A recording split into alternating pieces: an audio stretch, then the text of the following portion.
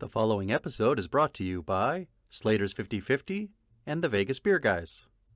The Everything Sequel podcast contains explicit language. 'Cause we learned it from you, Dad.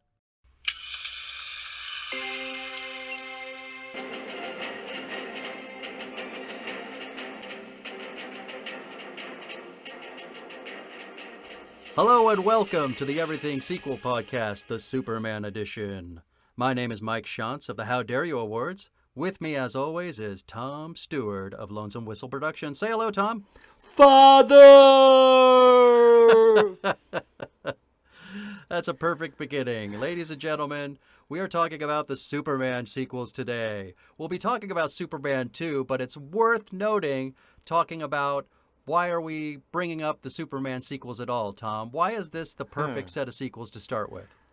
It couldn't be more perfect because it feels like, the name of the podcast is Everything Sequel, and the Superman sequel trilogy has every kind of sequel you could possibly imagine. Isn't in that it. right? Yeah, exactly. I mean, we've got sequels, the darker than the original sequel, the comic or self-spoofing sequel, and the cinematic abortion. There you go. Yeah.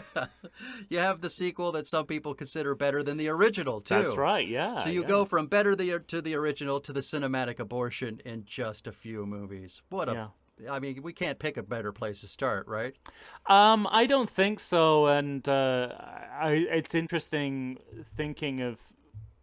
I don't know too many more movies made before this that envisioned themselves as a series or a franchise in the same way. I mean, we're very used to that idea now, that especially, comic book adaptations and particularly the superhero variety, once they make one, they're going to make 10. But they have to. Yeah. I think legally. It's right. It's the Supreme Court ruled on it yesterday when they were doing all that LGBT. Yeah, and Gorsuch stuff. was the tie-breaking vote. Who would have thought? Well, he's always been a big Superman fan, There you go. This is a very early incarnation of that, where they're making.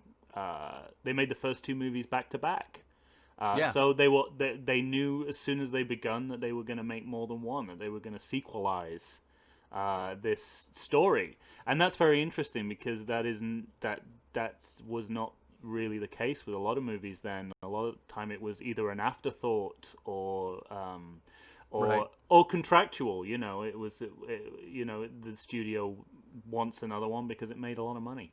Well, and on top of that, there's just the very idea of, we're so bombarded right now with the superhero genre, and when the Superman sequels were coming out, that wasn't a thing, No. Superman 2 is 1980, and so it's sort of the birth of that, right? Absolutely, yeah, and it's the birth of a lot of sequel conventions that are still with us today. But also, I want to get too sort of like reinventing the wheel about this, because the idea of sequels has been around since the silent era of cinema. Sure. The popular movies are always going to have follow-ups that are trying to capitalize on their success. There's no ways around that, or they're going to try and tell, realize you can't tell a movie in one, you can't tell a story in one movie, so you add another one, and so a lot of these trends were already around, but this was kind of crystallizing into something that is more familiar with what we know now of cinema. I'm so excited to talk about these three movies. Wow. Well, dear listeners, you may or may not know, but every time we start a new series of movies, today we will be talking about Superman 2, but before we get even to that point, we are going to start with a segment we call Rank the Sequels. We're going to rank them in order. Tom? Yes. For the love of God, tell me. Zod. Your order is 2, 3, 4, is it not?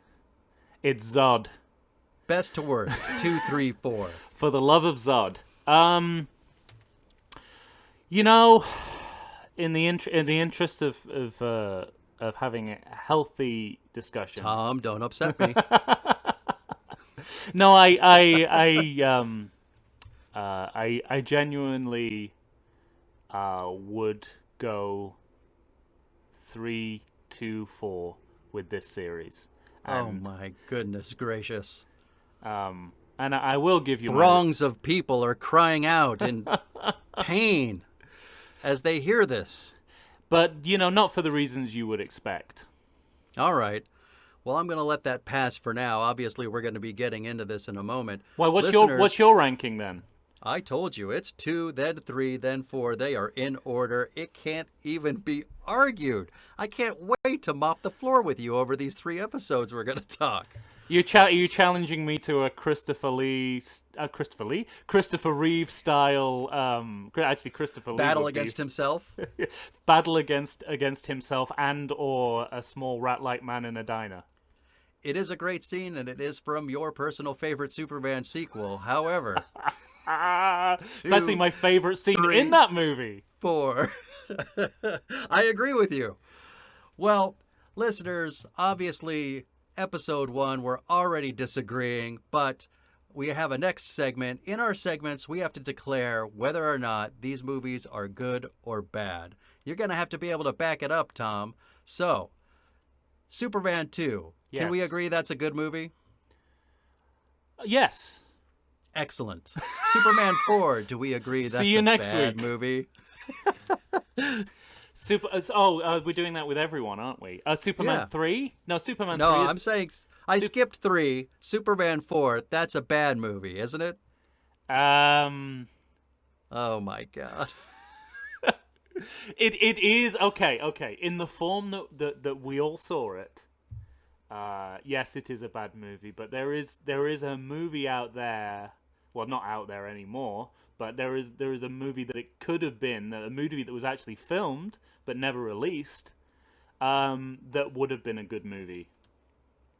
Well, I appreciate your trying desperately to talk up Superman 4. I'm like but Trump. it's a flaming pile of dog shit. And I'm I think we I'm both like know Trump that. apologizing for Putin's actions. Is what I am. Well, so here's the thing, listeners. The reason I skipped 3 was because I think most people would say Superman 2 is a bad movie, or Superman 2 is a good movie. Excuse me. Superman 4 is a bad movie. Superman 3, this is where you come into it. This is where we're going to have vastly different opinions, I think. Tom, clearly you picked 3 as your favorite of the sequels, so you're going to say that's a good movie, right? I am gonna say it's a very good movie. Yes. All right. I have to declare whether it's good or bad. Tom, Superman 3, it's a good movie. Yeah. See, that wasn't so hard, was it? I'm not saying it's better than the second one, though, which is complete nonsense. I don't know Yeah. how you got there. Well, but it's a it slippery. is It's a good slippery movie. slope. Once you start to even acknowledge the existence of these movies, your notions of quality begin to break down. All right. Well, we're going to start with 1980's Superman 2, directed Yes. by Richard Lester. Well, So, yeah, here's the thing, right? Like, we need to talk about this. Basically, there are 2 Superman 2s, right? There so are. which one do we talk about? Do we talk about both? Do we talk about only what's been released in theaters? What's your thought? my thought is that we talk about the original cinematic release. I agree. The only other option is Superman the director's cut. And while I acknowledge the merits of reinstating Richard Donner's authority as a director over this movie, because even in the version we're talking about, he directed the majority of scenes, and Right. there's no two ways about that. I think that the director's cut kind of eats itself, because it's trying to sort of show that this was a more coherent, organic movie than the movie that was released. But But it's hard to do that with, like, shots that don't look complete, and Right. I mean, it's just there's They really u- no way to do that well. they're using screen test footage. Right. They're creating effects after the fact. They're piecing it together in a way that actually breaks apart the integrity of it, which was the opposite of what they're trying to do. But I'm also I'm gonna bring myself into this, because what is this podcast if not subjective? And the original Superman 2 is really, for my entire life, it's the only Superman 2 I've ever known. I've seen the director's cut, and it doesn't feel familiar to Right. me. I had full You disclosure. can't predict exactly what's going to happen like you can when you watch it now, and you get a little excited for your Yeah. favorite parts, and yeah. And so it definitely is. I'm definitely swayed by the fact that things that are fun about that original movie, which is a lot of which is the majority of the movie that people don't like. When I was a kid, I didn't know that, and I loved them. And I grew up with the 3 retail VHSs of Superman 2 to 4. And I didn't even have the original. I don't think I saw the original until I was at least a teenager.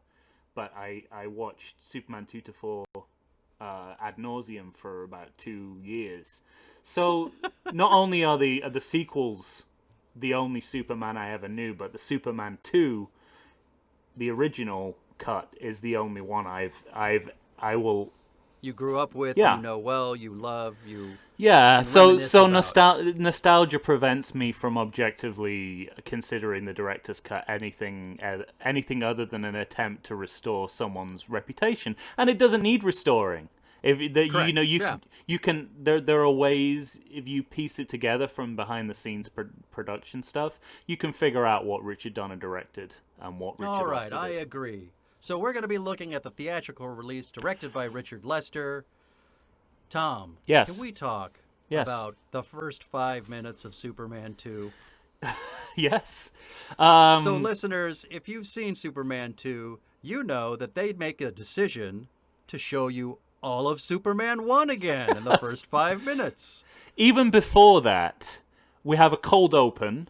That's true. Because this movie thinks it's a Bond film. And we have a cold open, which is a re-edited scene from the original movie.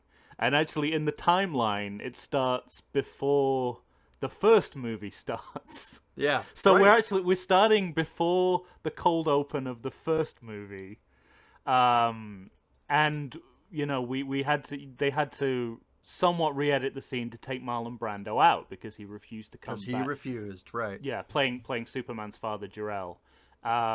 So we get that. Already we're like reused footage.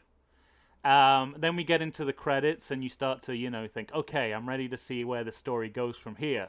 Right. And then we get a montage of the events of the first movie that appear to be taking place in real time. Correct. It is one long montage With a it's lot a full of 5 minutes. with a lot of extraneous information, and I think we both know what we're talking about here. Do you care to elaborate on what we both think may have been a mistake to repeat? Well, you're watching Superman 2, they're re-showing Superman 1, and out of nowhere, you're seeing 5-year-old boy penis for a second Right. time. Which is bad enough once. Right. But the key thing to little boy penis a second time, to me, is that this says only one of two things could have happened in the editing room. You've got the editor, you've got the director. The editor looks the director squarely in the eyes and says, so the little boy's penis, are we doing that again? Oh, absolutely. Yeah, crucial That's backstory. one choice. Crucial Or the only backstory. yeah, we got to have that. Or the other choice is, so wait, you want to show the penis again? Oh, yeah. Are you sure that's necessary? Oh, yeah, no, we're going to put it in. Yeah. I don't really think it's necessary, Richard. Well, we're going to put it in. Mm-hmm. These are the only two things that could have happened. Yeah. And it's just mind-boggling to think about. Absolutely. And then yeah, so we get the first film in a very lengthy montage. So we've seen no new footage yet. Right. We're about 10 minutes in the movie. We've not seen any new footage, and this is only where the mistakes of that opening credit sequence begin, because first of all, the star of the movie, in alphabetical order, which is where they choose to go with the credits, is Right. Ned Beatty, who is in this movie for probably less time than he's in Network, which is, famously the shortest amount of screen time someone has ever been on screen who's a big Right. star. And then they blow a major plot twist by identifying an actor as a character, e.g. Marshall. E.G. Marshall as the president, Correct. which is a plot twist within the film. We're not supposed to know it's him. There's a fake out where you're Right. supposed to think the president's someone else. So this title sequence is very, very problematic. It does not. Yeah, when you're boldly declaring and Yeah. E.G. Marshall as the president. The horse has broken its leg at the first hurdle, and it's already limping by with a gun at its head.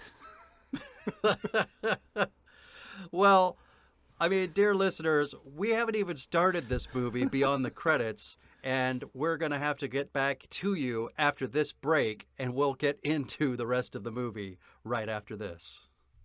Look, people, we're living in strange times. We know that, don't we? Of course we do. People don't even know what to do with themselves. We're getting stir crazy. Well, get outside and get yourself some great food, I say. You need to go to Slater's 50/50 in Point Loma's Liberty Station. It's time to treat yourself to booze, to beer, to burgers, and more. They have their full menu, people. Their full menu, I say. How many restaurants do you know that are doing that? Most places are doing a quarter of their menu, probably. Some might be doing a half. Maybe a few have got 3/4 of a menu. But Slater's 50/50 has their full menu, including their signature 50/50 patty. It's half ground beef. It's half ground bacon. It's 100% delicious. What more could you possibly ask? Worried about social distancing? Well, it is in place, people. Tables are separated, and the staff will always be seen wearing masks. You're out of excuses. Get off your keister and come on down to Liberty Station's own Slater's 50/50. Outdoor dining available. Bring the family. Bring your dog. Come enjoy the normal again. Good day to you. I said good day. And we're back. Tom, we've talked about the rather strange first 5 to 10 minutes of Superman 2.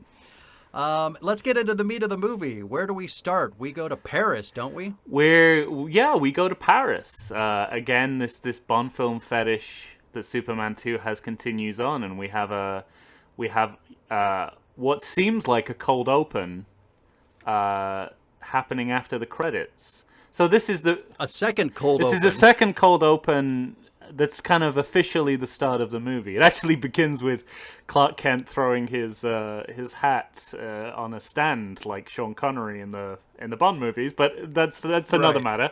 And yes, so there's a bomb at the Eiffel Tower, operated by Richard Griffith of the Harry Potter movies. Of the Harry Potter movies, yeah. I was so excited to see him. And he has constructed a bomb out of a removable car stereo from the 90s.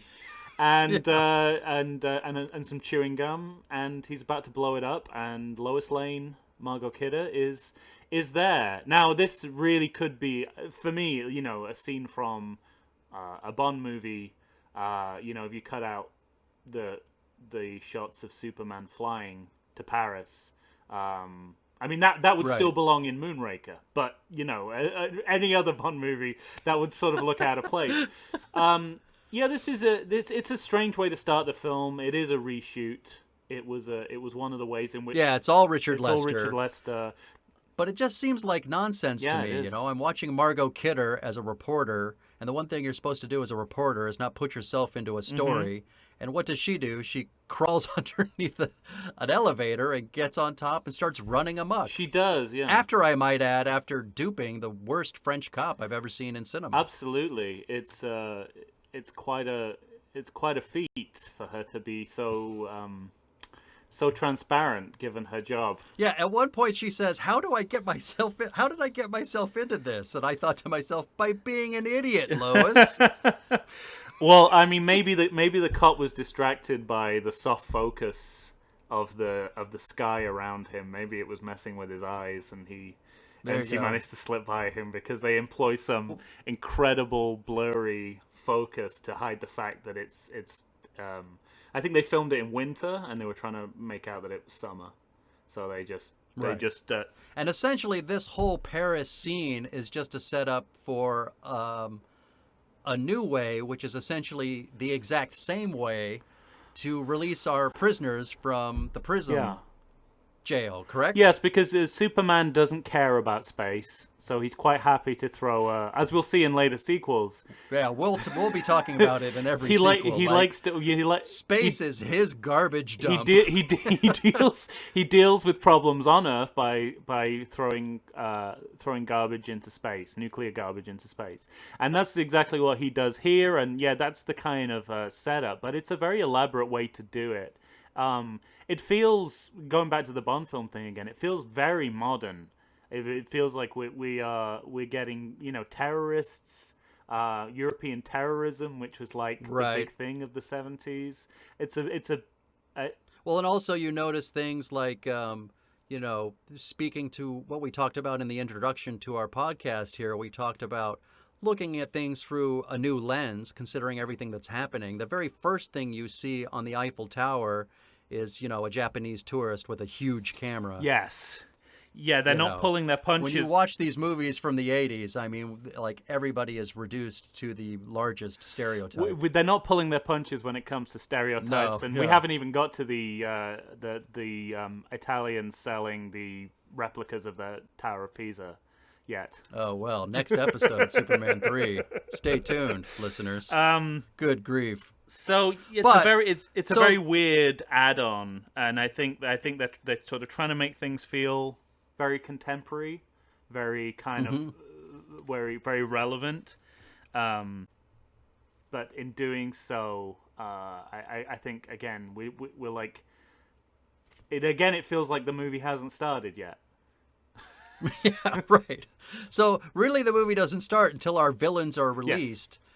Let's talk about them. I mean, these are a trio of some of cinema's just greatest villains, aren't they? They're fantastic. Yeah, 100%. I think it's a great triple act, triple threat. Yeah, literally a triple threat, which is interesting because they do look like Broadway dancers in the way that they're costumed.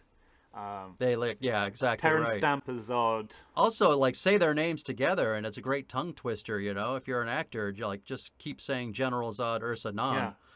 Yeah. it's a good warm up. It also sounds like you're ordering from an Indian takeaway menu.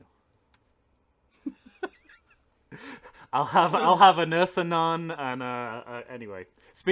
So I see. I'm already doing racial stereotypes just from talking about this movie. I was gonna say I'm gonna hold you accountable, Tom. Please.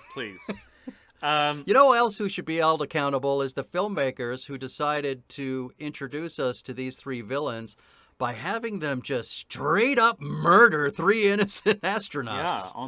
Yeah, they land on the moon, and they're introduced in very fiercely. And I think the job of the rest of the film is to camp them up to the point where they're so lovable. When you finally get to the point, spoiler, at the end of the movie where Superman defeats these three, you're almost the point where you feel sorry for them because they're so entertaining to watch. Yeah. And it's a great example, and I mean this quite sincerely. It's a great example of good villain screenwriting, because rather than these undefeatable villains, these flawless evil geniuses, they between them they do have weaknesses that can be exploited. Zod is a real poser. Non is a sort of simpleton, and Ursa is trying to be this Lady Macbeth figure, but she's not very successful with it. Right. So it's lovely. It's great writing. Sequence, and tell us about this moon sequence, because it's kind of the introduction to I think maybe one of my favorite phrases from this movie. Which is? Ursa. She's describing the new powers she has. Oh. And what does she say, Tom? Isn't this when they get? I think that's when they get on Earth that she first says it. But yeah, Does she? I think she, yeah, because they don't really know at that point.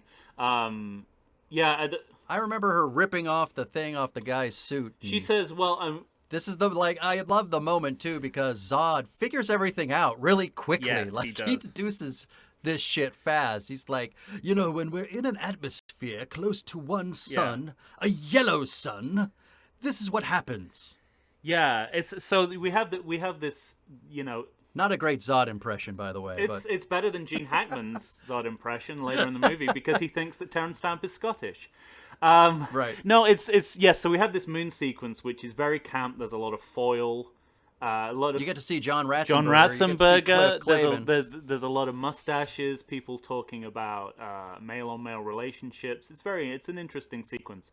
And then when they first arrive on the Earth, Ursa concludes that they have powers beyond reason, and this is the screenwriter's way to justify literally anything. Anything. They do throughout the rest of the movie can be linked back to this line, powers beyond reason, and they really do exploit that license. I'll say. They exploit it so well. We'll get into it, I guess, a little bit later, but it's like there are things that happen in this movie, when Superman takes Lois to the Fortress of Solitude, he flies her there. And then they go to a diner after he loses his powers, but they're in a car. Yeah. And I think to myself, where the fuck did you get that car?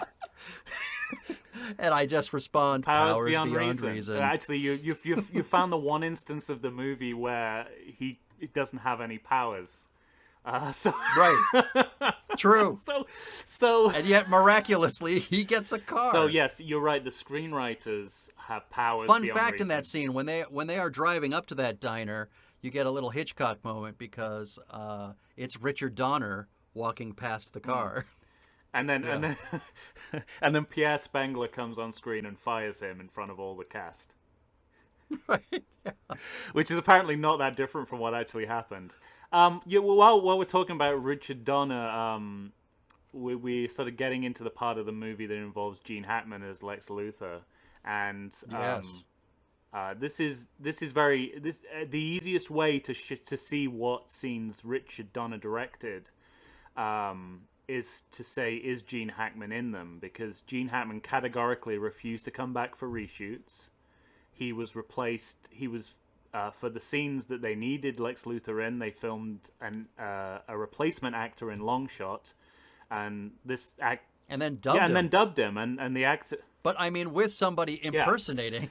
And you can really tell. So if it's not Gene Hackman, then it's not Richard Donner. Yeah, exactly right. There are even scenes like if you watch the Richard Donner cut, and you're sort of the first scene in jail with Gene Hackman or Lex Luthor.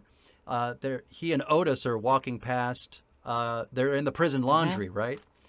And in the Richard Lester version, he leans over to another inmate and says, "I want my Liberace record back." Yes. And the prisoner responds, "It's got a scratch on it." Yeah. It's a very silly line. But then in the Donner cut, he says, "I want my Liberace record back," and he goes, "What?" Huh. And it's like just a different line, Yeah. Well, I mean, And I just love that the scene is exactly the same except for that one little bit. Jack O'Halloran. He's like, "You want it back?" Jack O'Halloran, who plays Non in the movie. Non. He said that of Richard Lester that he always wanted a gag to finish the scene. So I'm sure that stuff is taken out because of spite. I think you'll find like the comic button that Richard Lester likes to put on every scene is probably missing from most of the scenes in the director's cut. Right. But out of spite. And I understand that because Richard Donner got a very raw deal. And it's not... It kind of... When you realize that Richard Donner must have directed the scenes because Gene Hackman's, in focus and talking as Gene Hackman, Right. You realize that this idea that Richard Donner was the serious one and Richard Lester was the funny one is just not true, because those scenes are hilarious. A lot of it has to do with Gene Hackman's comic abilities, but a lot of it has to do with the fact that Richard Donner knows how to do comedy. The Lethal Weapon movies are hilarious. Yeah, I that's mean, true. it's so. I think what we're talking about is the difference between Some of them unintentionally, though. only maybe one. We'll get there, but maybe one of them unintentionally. Stay tuned, everyone. But I think what we're talking about is the difference between broad comedy and a more kind of sophisticated style of comedy. Right. Well, let's talk about what do you think is the one thing making this movie work so well? The returning cast. Yeah, Now, that's what I I think think. It's the cast, anyone right? planning to be a long-time listener of show will hear me say those two words a lot. Where I think everyone comes back for this, and this Even if they didn't. even if we have to get someone who looks like Rip Right. Torn from the Larry Sanders Show to play Lex Luthor, we're gonna no, I mean everyone came back, and that cast is just completely unbeatable. I mean the reboots of Superman have never been able to recast to that effectiveness. Margot Kidder, No, yeah. Christopher Reeve, Gene Hackman.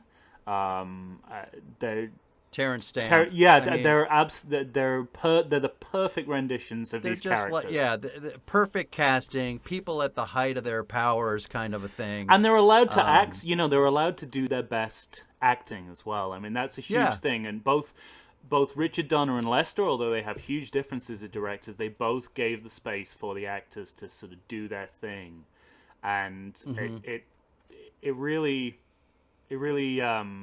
elevates this movie, and it makes you forget about some of the more creaky piecemeal aspects of this movie, like the fact that it is basically two movies pieced together from two different directors, which is very evident, but you're inclined to forget that when you're watching Christopher Reeve do his transformation scene, or Lex Luthor and Ned Beatty in the prison. I mean, who cares at that point? Right. Fantastic ideas. Ladies and gentlemen, we're going to take one more break, and then we're going to finish out Superman 2 right after this. Hello there. Do you like beers? I like beers. I live in San Diego, the beer capital of the world. You're not going to get better beers than here in San Diego. But if you like beers, let me tell you, you got to check out a new show, The Vegas Beer Guys, starring Stephen J. Weiss and Dan Aker. The Vegas Beer Guys are fantastic. You can find them on the Book of Face. You can find them on the Instas. They do live shows. They'll drink beers right in front of you. They'll tell you about the beers. They'll tell you what's good. They'll tell you what's bad. They love to do beer festivals. They'll do a whole beer festival. The festival will send out, 8 to 10 beers, and they'll try each of those beers, and then they'll rank them. They'll tell you what's good. They'll tell you what they love. They'll even tell you what they don't love. They're here for honesty, folks. It's a fantastic show. You need to check it out. Dan Aker, Stephen J. Weiss, and the Vegas Beer Guys. Have fun and have a beer. And we're back. All right. Superman 2, Tom. We're talking about Superman 2 here. We talked about the things that we think work best for the sequels. We did. Or rather, this sequel. Myself, like we talked about the great actors. And as many great actors are in it, I still think maybe this movie stands on the broad shoulders of Terrence Stamp and how amazing he is in this movie. I would agree. Certainly, it's he is a character from the original. Certainly, Right. that they envisioned this as a kind of 2-for-1 deal. So they always knew they were going here. They always knew they were going to bring in Zod. For the second movie, And he's just fantastic. and I mean, he's not only is he a breath of different air.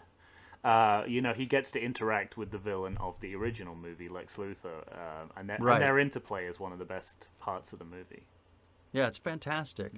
My favorite line in the whole movie is when the president tells him there's one man who will never kneel before him, and he just sort of like he's throwing it away almost. He just says, who is this imbecile? Yes. Where is he?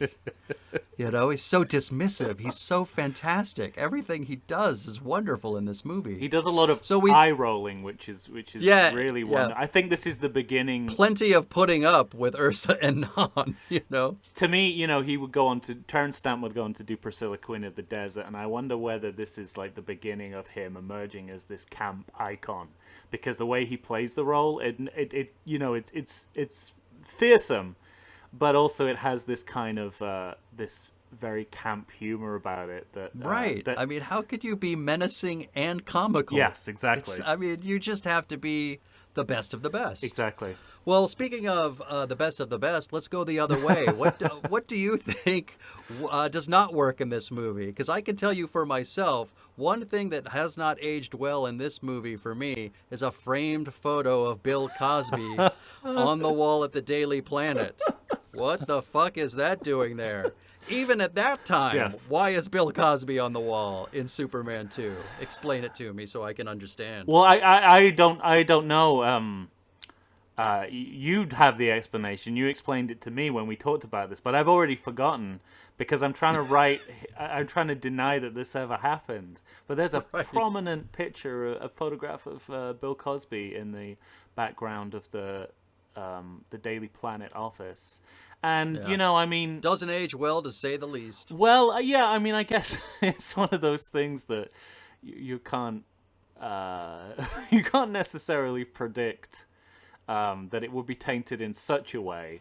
It seems in today's world, it doesn't matter if you couldn't predict it. Everybody who made Superman 2 and was in Superman 2 is now a monster because they put a framed picture of Bill Cosby on the wall. And, you know, this is where we get into the mystical side of these movies, the curse of Superman, this idea that the production, you know, everyone involved in these productions, you know, died, got ill, or went to jail. But I think you could argue that you avoided a curse by not having Nicolas Cage as Superman. Oh, maybe. Just one man's opinion. Well, you don't know which Nicolas Cage is going to turn up. That's the problem. That's true. There is Nicolas Cage there's Nick Cage magic for sure. There is a parallel universe in which Nicolas Cage is the perfect choice for Superman. It may not be this one, but there is one. Sure. Now you tell me what doesn't work for you. I think and again, I was oblivious to this as a child. Or, you know, for the majority of the years that I've been watching this movie. But watching it again recently, it does kind of seem cobbled together.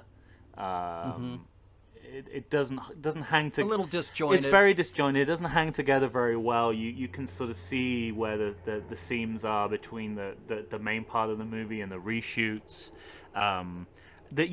Just kind of, it's nitpicking to some extent, but it does matter. Like, when you have a scene where Superman beats up a man in the diner, and when he goes back at the end, which was obviously filmed... Superman's a bit of a dick, right? Right. Superman, and then you have all these scenes that were kind of added on. There's no turning the other cheek for him. He goes back to see the president. He goes back to the diner, but they didn't get the same actors to be in those scenes. So first of all, the diner is owned by a completely different person when he goes back at the end of the movie to get his revenge on this guy who beat him up. You don't see the president's face when he goes to see the president and says everything's okay. It's so things like, you know, the last third of the movie is, you know, Gene Hackman's mostly in ADR and long shot, and I just think that those things, you know, especially when I'm comparing it to the other sequels, which is what we're doing with this podcast, it's hard to sort of say that, you know, this is the best outcome for the footage that was filmed. But it's, you know, just be grateful that there is this incredible cast pulling it all together, and yeah, you know, they're stitching all that disjointedness together through their great work. Yeah. Let's talk for a moment. Do you have an opinion on, because when we talk about what doesn't work in the movie, for the fanboys when this movie came out, apparently there were two things that really pissed them off. One was Superman throwing his S of cellophane around Non. to little or no effect. Well, He when just you sort of- when you put it he like just sort- that, he just sort of falls down and it disappears, and he's surprised by this. And then you have the forget kiss. yes, the date rape What's kiss. your opinion on these two things? Yeah. I'll start from the end, and I'll talk about the date rape kiss. It looks bad, from a political point of view. The fact that Christopher Reeve as Clark Kent as Superman, Correct. kisses Lois Lane and does something to her which erases her memory of the past 2 weeks, 3 weeks, something like that. Something like a significant that. amount I of think time. What most people were pissed about, though, He was that space they roofies claimed it. her. Yeah, and well, I think for fans of the comic book, they were pissed because they claimed that it never happened in the comic books, Yeah. which is not true. It did happen a couple of times. So, I mean, you could argue whether or not this is a power Superman would have, and then you could also argue beyond that, is it a power he should really be using? I just. But in the Richard Donner Yeah. cut, they go back to revolving time back. Yeah. By circling the Earth again, they do it a Which second is- time, which is just as problematic. nonsense. I just checked. I just checked on the insurance policy, and that this is covered under powers beyond reason. Powers beyond Yeah, reason. it is. It is everybody. covered. The date rape kiss is covered, and so is the cellophane Superman S. Oh, I want to make it clear. I'm fully on board for Cellophane S. Well, you bring up. I loved Cellophane S when I was a kid, and I love it now. I'm right. You all are wrong. Yeah, If well- you have a problem with Cellophane S. And this is the problem we have with, the fandom likes to sort of pick its battles, and often they pick the wrong battles. We're in a moment where people are burning DVDs of the latest Superman outing, because Correct. of animosity. Because they want more Snyder. Because of the way that the film is being cut. There's the Richard Donner cut, which was largely a fan-driven project, and it's obviously the nostalgic part of me says that this is the film I was brought up with, and I'm going to take all the problems of it on board. I did not and never had a problem with it. I also didn't read comic books, and I never read the Superman comic books, so maybe I would have had a problem if I read those. But just judging these movies as movies, there's a lot of ludicrous things that they kind of know are happening but are powerless to explain or provide any, just for basically for the flow of the movie. But speaking to what you just said, judging the movie for judging the movie, there's just too much great shit in this movie to not love it. I mean, Yes.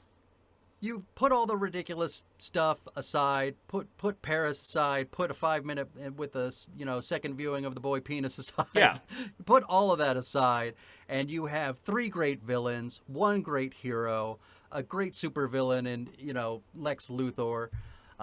There's just too much great stuff. There's a big, giant, weird hump bed in the Fortress of Solitude. I mean, Well, there's things that just make no sense but are fantastic. Every single bit of it. And also, like, General Zod, would you like to step outside? This fight scene is fantastic. Like, you have to come down And cheap. on the side of... Yeah. and it's just a very great. cost-effective fight scenes because most of it is underground. And now we're talking about the fight scenes. This is again possibly a way to a critique. Possibly, I don't know if it is, but these films were shot at Pinewood Studios in Britain, and the filmmakers. Oh, it's evident. The filmmakers were not great at hiding that fact. In the scene in which the supervillains, as they're called even in the frame of the film, which is a delightful pun, arrive in a small town in Idaho, there is a small British boy hanging around in this town. This child who has no business being there because he's from somewhere in the home counties of England. Please let my daddy down. Yeah, I know. And they don't bother covering that. Once you get to the fight sequence, you see British brands that never went international on the streets. A maternity store called Mothercare just appears because they filmed it on a British street, and it's very, very prominent. Because there's a lot of sponsorship in these movies, and that was one of the sponsors. I'll say the thing I love about these movies is how much money Kentucky Fried Chicken and Marlboro must have paid these filmmakers, man. That shit is everywhere. It's also worth paying attention to how that sponsorship, how the quality even of the sponsors wanes as the sequels go on, and we'll definitely talk about that later. We're going to be talking about that for Superman 3, Superman 4 coming up. I think that there's things that can be held against these movies from a political perspective. Everyone's always smoking and drinking, eating copious amounts of junk food. Lois Lane is a garbage bin. Oh my god, and she's a mess. But this takes me back to to my idea of what a good family movie is, and that's flipped over the years. I see family movies as from the top down. You give the adults what they want, and you throw a little, That's exactly what I think. You throw a little, sprinkle something on there for the kids. Now it's the opposite. It's all kids, and then you have a few, jokes about Goodfellas. Yeah, they got a couple of jokes about Goodfellas, for the grown-ups. But this is totally the opposite way around. So I love that fact that. And the other film that comes to mind is Ghostbusters, where there are just people living their worst lives on screen, and no one's commenting on it. And Clark Kent is. He's saying, "You sure you should be having a hot dog at 10 a.m." But we all know he's a square. So yeah, Lois Lane is fucking reckless. She has just the very idea, like the notion he might be Superman, and says, "I think I'll throw myself over into Niagara Falls just." Make him save me. That's a pretty big risk if you're not 100% sure. And certainly Superman would be a victim of the Me Too movement, I think. Because you have the date rape kiss. What he's doing with the Niagara Falls is like a kind of a high-stakes version of negging in sort of like... Right. It's sort of like holding back to the very last moment to save her. There's a lot of leaving the possibility open for her drowning. Also, he's very cheap. He uses the world as a one-stop grocery shop, and he's environmentally he is not sound. Throwing nuclear material in space, but he also doesn't treat the Earth very well. He's just going around getting stuff from the rainforest for his date. Like lasering off the top of a mountain and plugging a volcano with it. It's like fork out some money.